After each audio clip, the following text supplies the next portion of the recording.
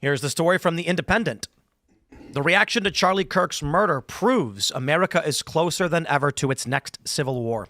The most terrifying aspect of the current reality of the United States is not the assassination of the 31-year-old Trump activist, but how people have responded, writes Stephen Marsh, author of The Next Civil War. As the sense of collective mourning no longer applies, this is a turning point for what comes next. He actually writes a pretty great article. He makes a great point, which I will read through this. I want to show you some of these other articles, where he says that even the cold-blooded murder in broad daylight of a 31-year-old man in front of his family was not enough to make these people recognize right from wrong. And I don't disagree. Take a look at this article from International Business Times. First, Charlie Kirk. Are Candace Owens or Ben Shapiro next? Fears grow for conservative influencers. Mother Jones writes, pardoned insurrectionists are using Charlie Kirk's death to call for civil war. We have this from The Lever. We must stop this civil war before it's unstoppable. The Lever actually writing that it's already begun. They're writing in the present tense that it's happening.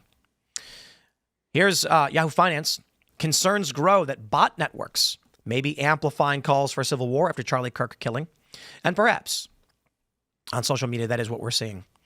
This post on X, it says, open carry now, civil war has begun. It has 5.8 million views and 8,400 retweets. We have this post from Common Dreams. This is a well-known activist organization that published the article saying, is Trump inciting a civil war 2.0 to steal the midterms? And then we have this from NDTV, Civil War Echoes.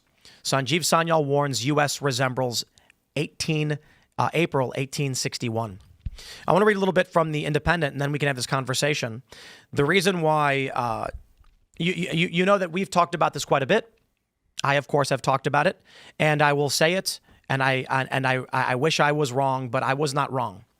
And to all of the people who have continually denied what we have discussed on this show for the past several years, we have not been wrong. We've been relatively vague, and that's fair because we're not making heavy predictions.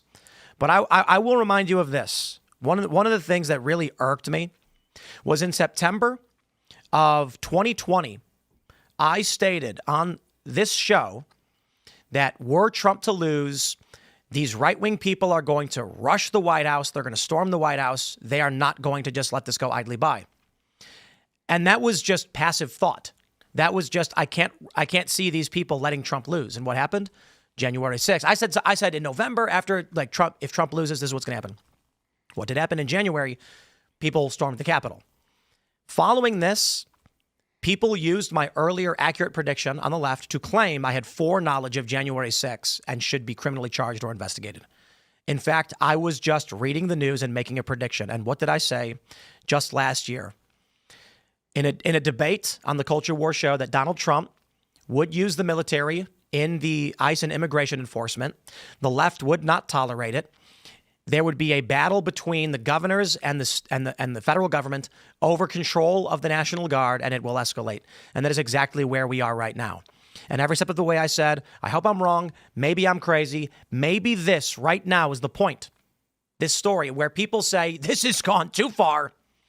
Left and right, Christian, Jew, Muslim come together. They say, guys, we can't live this way, and they hug it out. Maybe this is the point, but I don't believe it.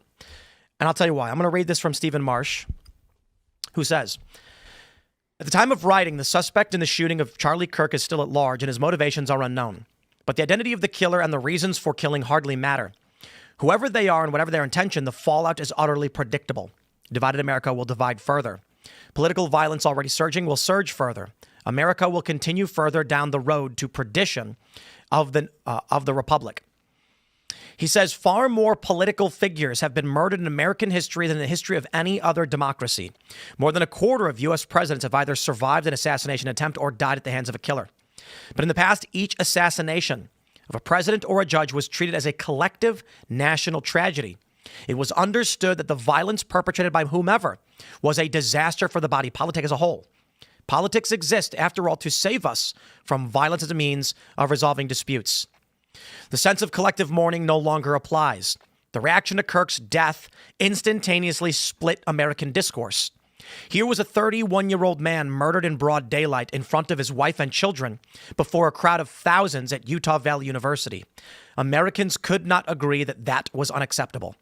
I don't want to promote or identify people on social media who crowd about the death like their team had just won a football game, but on my feeds at least, it was not limited to a few cranks or extremists. Quote, "What about the children killed in Colorado?"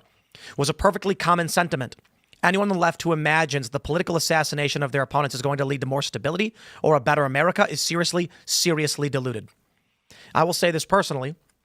A high-profile individual, a liberal that I've known for 10 years, posted a video on their Instagram saying, Charlie Kirk got what he advocated for.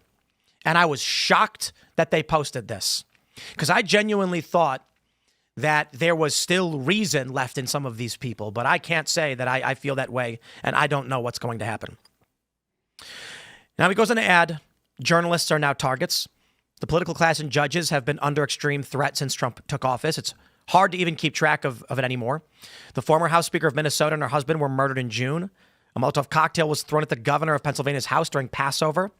And U.S. judges who sit on Trump cases regularly receive pizzas delivered to them as an intimidation tactic.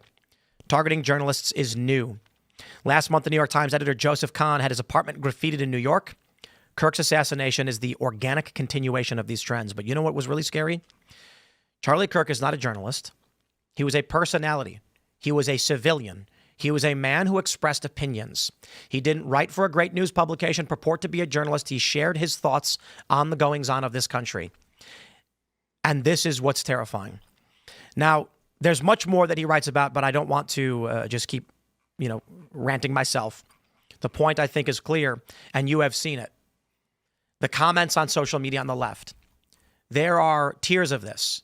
From the overt leftist calls for escalation, the publishing of videos from lesser-known personalities on TikTok, Instagram, and X saying one guy said, you're next, over and over again. We know what the implication was that he was making. Several are gloating, saying, who's next? There's lists that have been published, which include my name, saying, here's who we want next.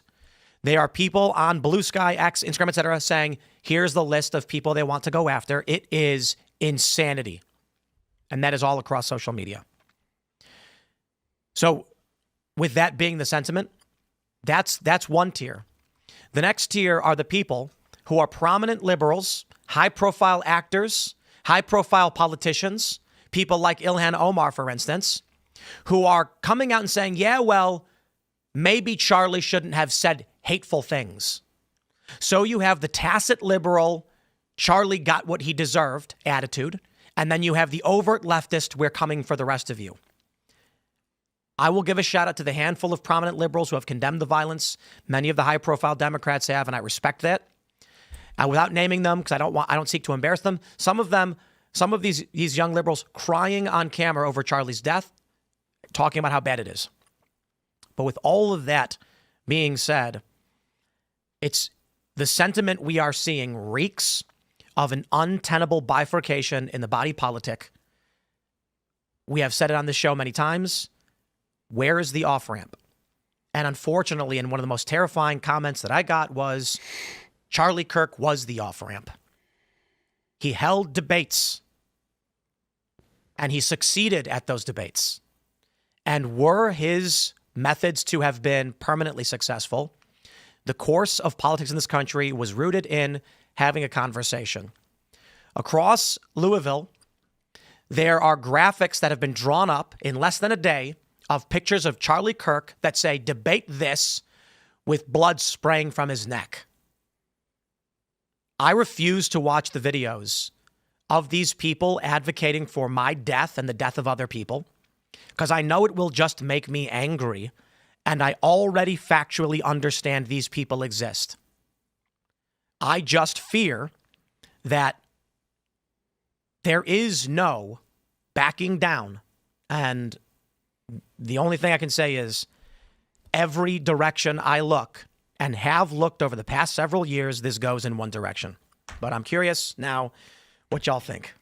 Yeah, I mean, it certainly does feel like from the right wing's perspective that a Rubicon was crossed. I mean, John Doyle had a viral tweet yesterday where he said, "You just killed the last person in America that wanted to change your mind," and that's just the common sentiment you're seeing on the right. Is they're saying this was the olive branch, this was the off ramp, this was the pathway back to civil discourse, and they chewed it up and shot the man who was pushing that. So, and again, I just want to. I think everyone understands this. Charlie didn't think this was going to happen. Right. He's had conversations about the fears of threats to his safety, but this was a man that so believed in the goodness of this country, despite the violence we had seen, that he was going out in public doing these events because, of course, none of us thought this was possible. Yeah, I said this today on PCC. Like, one of the things that's really frustrating, at least to me personally, is in my mentions and stuff, replies on X, because I've been tweeting up a storm about the whole situation, like retweeting stuff. There's a lot of people that say, oh, because I made a remark yesterday about, I want the feds to use their authority and actually treat these people as if they're inciting. And people are like, oh, well, what happened to the First Amendment? What happened to the First Amendment? The First Amendment was Charlie. Yep. Right? Like, Charlie was the guy that wanted to go and speak and use persuasion. Well, the left doesn't want that, clearly. Like, they don't want to hear other opinions. So I'm not the First Amendment guy. I'm the guy that comes after him.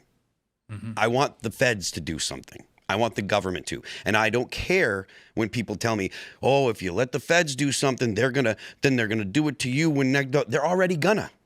Like, if the Democrats get back into power, they're already going to throw people in jail. They're already going to change the laws to punish conservatives. Now, I know there are people around the table that disagree with me, and that's fine. But the fact of the matter is, the right and people on the right have been treated as second-class citizens for at least 10 years. That it has been where if you go out wearing a MAGA hat, you risk getting beat up for wearing clothes. This is something that has been the norm for people on the right, and I'm just tired of it. So now that the right has the office of the presidency, has the Congress, has the Senate, I want the government to go after the people that are attacking people over their politics. This is terrorism. The whole point of shooting Charlie was to shut the right up, make the right afraid to speak their mind. It's terrorism. It was very done simple. With a written message on the weapon they found, and it was done in the most public way possible. Mm-hmm. Yep. They've demonstrated that having critiques of abortion and gay marriage or transgenderism, the punishment for that is death. There's a segment of the country that has demonstrated that is what that warrants. There's no going back. There is. How do you possibly handle that? I just think that if Charlie somehow were given any foresight that this was going to happen, he wouldn't have changed a thing. Yeah. And that's why I think that the solution isn't just more speech, although that is going to be the consequence. And I'm glad that people are going to feel emboldened to speak out because of this. The solution, more importantly, is a spiritual one. And people are coming to realizations that would have taken years, many more years, for them to come to in the span of just a day or 2 days. And one of them is that we're living in the midst of very real spiritual warfare that's going on all around us and inside us that's mostly invisible. But yesterday it was visible. Perhaps the most radicalizing thing I could imagine was the killing of Charlie Kirk. Was Trump the one that said that he was a martyr, the perfect martyr? I don't know. Did Trump say that? What is the job of a martyr? What does a martyr do? Martyr inspires people. Yeah, and so he becomes a symbol. Yeah. Trump said he's a martyr for truth and freedom. Mm-hmm. It remains to be seen because, you're speaking of violence, begetting violence, and the possibility of civil war erupting or continuing, getting worse. Maybe that's not what's going to happen. So watching the news today, seeing, the DNC had been, I think they evacuated over a bomb threat, was deemed to be not credible. Reports of shootings at universities. That's what civil war looks like. That's what social collapse and governmental collapse or revolution, that's what instability looks like. People, I make this point quite a bit, but they think it's all movies. There are no fronts, you mean? There's no attacks en masse. Everybody, there will be some, but if you take a look at the Syrian civil war, I've worked with people who are on the ground that have showed me their work. I did not go on the ground. Although we tried. I actually tried getting a crew to go in. That's a crazy story. And so some of the people we worked with, in one instance, one of the circumstances, it was two guys with rifles hidden up in the back of a building in a standard market area, shooting people who walked by. They were a rebel faction that were attacking people deemed to be loyalists or government actors, agents, or otherwise. So they were in an area that was controlled by the enemy, and it was just two guys. And so you're walking down the street, you're going to the market, and then all of a sudden you hear bangs. You have no idea where they're coming from, and people are falling. And when I turn on the TV, and every few minutes they're reporting some kind of conflict, shooting, bombing, things like that, I'm not saying that we're in civil war. I'm saying that's what you can expect.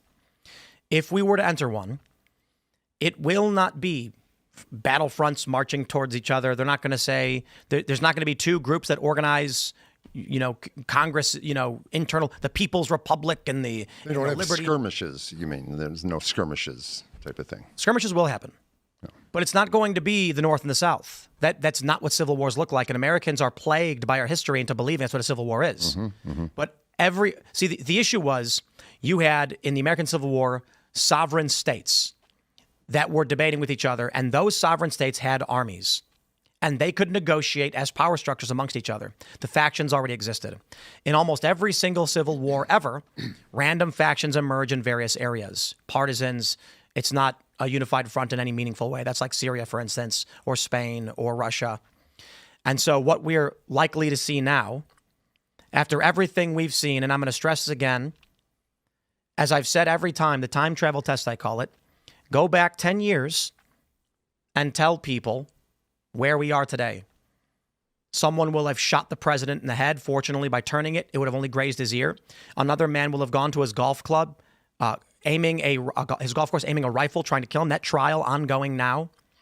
That there would have been the January 6th, the storming of the Capitol, the riots, the protests, the George Floyd riots, the firebombing of St. John's Church and the White House, the January 6th committee, the arrest of Donald Trump, the prosecution of Donald Trump, the accusations of insurrection and sedition, etc., the 21 years in prison for the Proud Boys. If you went back 10 years, and every day this story gets crazier. If you went back 10 years and said, here's 10 years in the future, nobody would believe you. And the funny thing about it is, the proof is in that 6 months ago, I shouldn't say nobody believed me, but 6 months ago, people thought, I hope you're wrong, Tim. There are people that told me it couldn't happen. 2 years ago, they said, Tim's crazy. He's screaming civil war. And today, many of the general predictions that I made have happened, up to one of the worst moments I couldn't possibly imagine, that I didn't think was possible, but was implied in what we were discussing. And what I fear next, because I can see these videos that people are posting about Charlie, I can see the images they're making of him. The images that I am not going to share on this show, but are easily found on YouTube, where they are putting up these cartoon images of Charlie Kirk. It says, debate this, with blood spraying from his neck. They are reveling, gloating, and these are not bots. These are real people celebrating the murder of a man who was engaged in democracy as they claim to want. And here's what I fear, and I would tell people, cooler heads must prevail. Victory will come through the fact that Donald Trump was a friend of Charlie Kirk and is our president. Many members of Congress were friends with Charlie Kirk and are in control, though it's slim. And there are many prominent liberals who are terrified of what it means to be on the wrong side of this. Some of them crying on their shows today.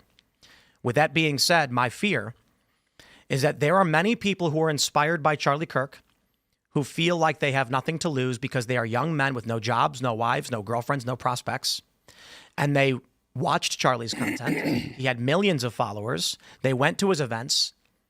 And what will that person who looked up to Charlie feel when they see some guy with 15 million views on X posting that he's happy, posting that he would have done it himself given the opportunity, and posting that he will do it again? There are people that are making videos saying there's more to come, and they're posting lists of names. My fear is that there's way too many people, as Rudyard Lynch has pointed out, that are young, listless men that feel they have no purpose, who have just been pointed in a dangerous direction. I mean, that's the thing, is we know what could come next. I mean, we don't know the specifics, but we know there's gonna be a lot of bloodshed potentially. And that's the horrifying thing. And that's why it's so frustrating seeing so many, especially Republicans, like tone police throw inside and say, guys, no, we need peace and unity right now. And it's like, they just shot Charlie Kirk. We want, like Phil is saying, we want the feds to break this, to nip this in the bud, because we know the future we're heading down. We know what road we're heading down. And there's no peace and unity with people that want to kill you for having vaguely conservative takes. That is an important point. What I am calling for is the federal government to do what it is there to do. Find the terrorists that will do this to other conservatives and put them in jail.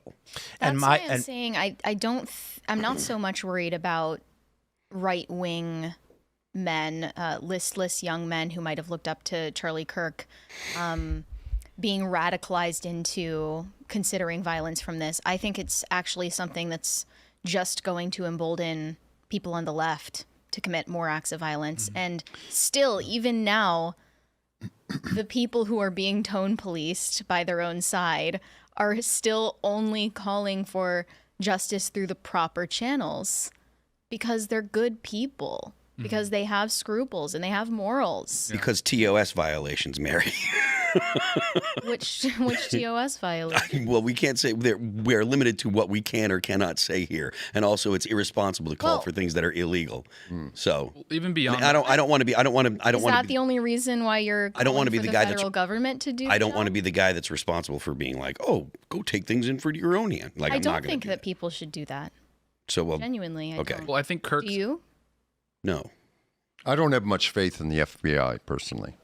So, I mean, them taking the reins, we saw some bad side of them in the last few years. Things got out of hand. You know, I don't know what to say. I don't know who to say would be better, but I just don't know if that's the way. You know? I don't think there's any other way out besides the federal intervention, quite frankly. The federal government must, but the outcome to that equation is kindergarten arithmetic. The only solution that we have before us is law enforcement. But when you are in a country that has a bifurcated culture where, as Stephen Marsh put it, they can't even agree on a 31-year-old man murdered in cold blood in broad daylight in front of his family, when Donald Trump says, we cannot live like this, and we will have law enforcement against domestic terrorism, each and every one of you know what their response is going to be. I don't need to say it. Thanks for checking out this clip from Timcast IRL. Make sure to watch the show live Monday through Friday at 8 p.m. Subscribe to this channel, and we will see you all there.